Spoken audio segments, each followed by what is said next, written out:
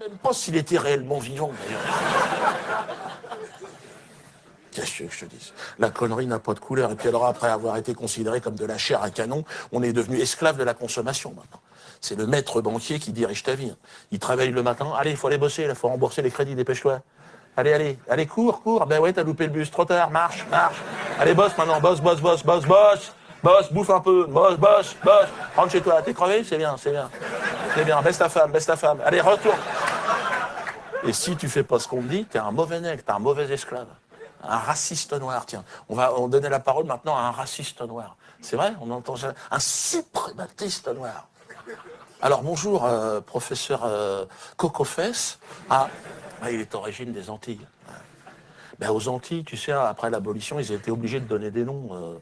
Mais si t'arrivais en fin de journée, des fois, le mec était crevé, toi, il était là, toi, ça sera pied de chaise, tu m'emmerdes. Ouais, ben, repasse demain, j'ai plus d'idées. Donc, non, j'expliquais. Non, mais voilà, non, tout à fait, monsieur Cocofès. Alors, vous êtes historien, anthropologue, qu'est-ce que la question noire, la race noire, l'affaire Dieudonné, vous avez quelque chose à nous dire de tout cela? Tout d'abord, je connais très bien Dieudonné, je connais. Tout d'abord, je tiens à préciser que je ne me considère pas du tout comme un raciste. Loin s'en faut.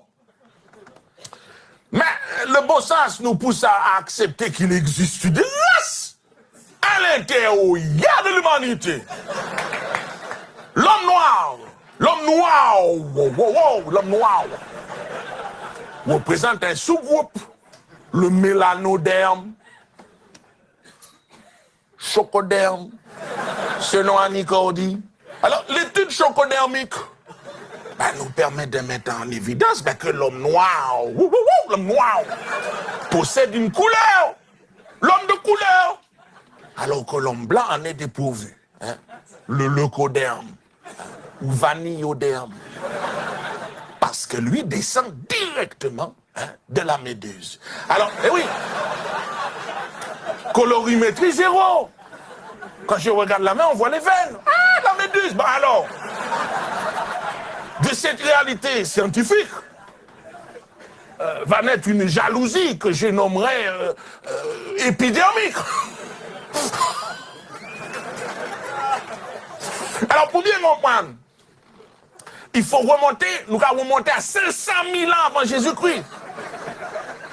Parle pas du mois d'octobre. Bon, à ce moment-là, chocoderme et vanilloderme, on vivait en harmonie, en Afrique. On sortait de l'océan. Mais très vite, le vanilloderme va se plaindre.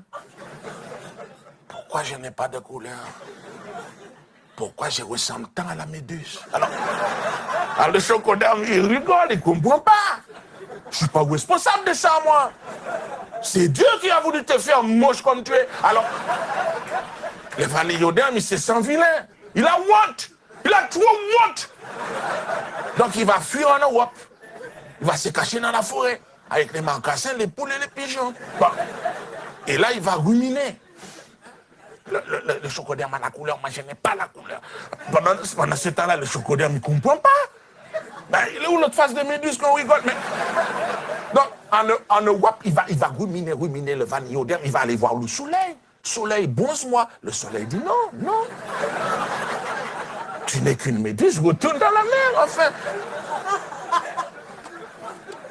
Donc là, il va rumination, jusqu'à avoir la révélation de la méchanceté même.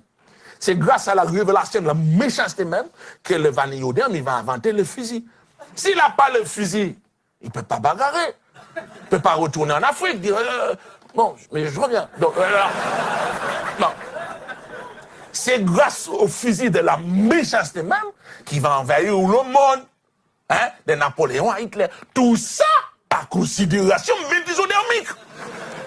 Quand je suis devant la glace, qu'est-ce que c'est cette méduse qui me suit depuis toujours? Alors, Hitler n'était pas le plus méchant.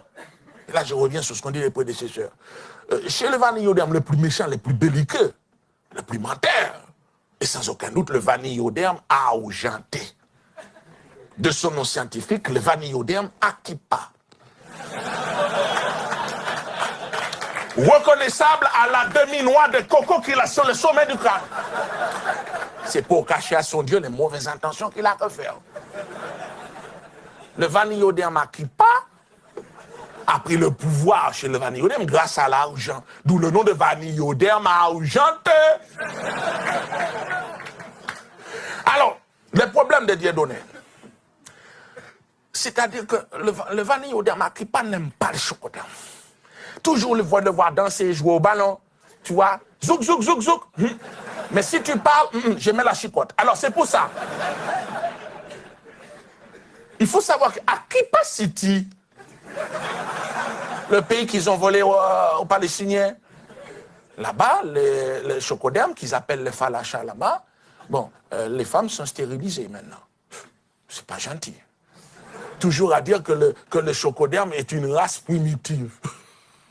Usurpation d'identité.